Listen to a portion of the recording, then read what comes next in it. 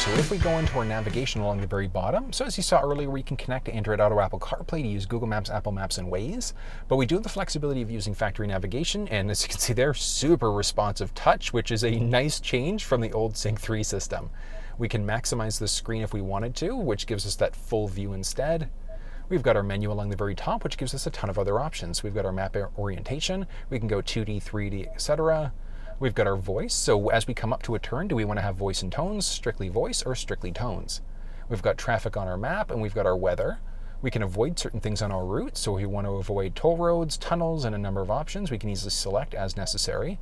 We can show different things on our maps. Do we want to show different point of interest icons like coffee shops, rest stations, and a number of other options?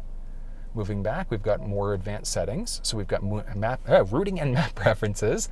We can show carpool lanes.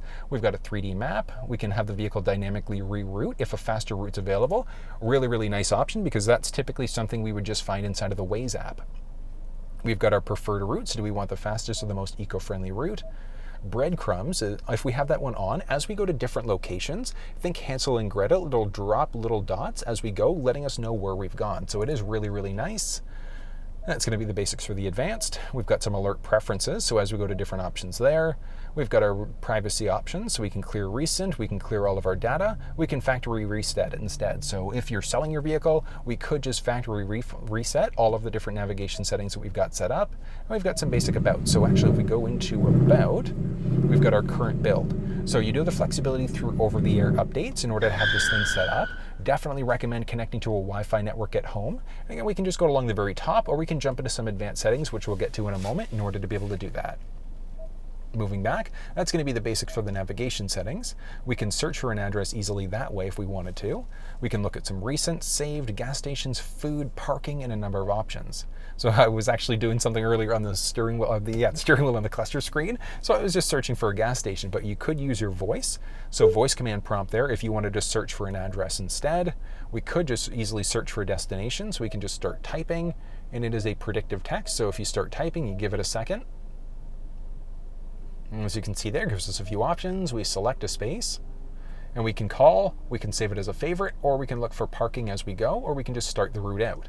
The button along the very side, so that split arrow, that's going to give us different route options that are available. So we've got different route choices that we can take. We can select whichever one we'd like to. Pressing back, we've also got our end unit, so we can kind of see beginning, end, etc. We can collapse the screen in if we wanted to have that split screen instead, or we can just go to extend it back out. Moving back, we do have a series of other options, as you saw earlier from different searching, and we've got our recents as well as our saved. So we don't have any saved addresses as of yet, but if we go, let's take this one, and we're going to save it. We're going to go back, saved addresses. So we've got this current address that we can click through if we wanted to. So you can easily save addresses if you need to, and then you can unstar it that way on top of that. And then just press a button start in order to be able to actually start the route. At the end of the road, turn right to Kingston Road. Perfect.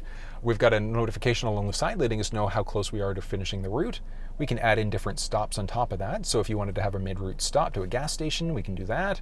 We've got different views on top of that. We can mute out if you didn't want any sort of guidance prompts. And we can also cancel the route out very simply that way on top of that. So that's really how we use this. It's really straightforward to do it. We do have the flexibility to search a few different ways. So if you wanted to search using GPS coordinates, we could just type in the coordinates there instead.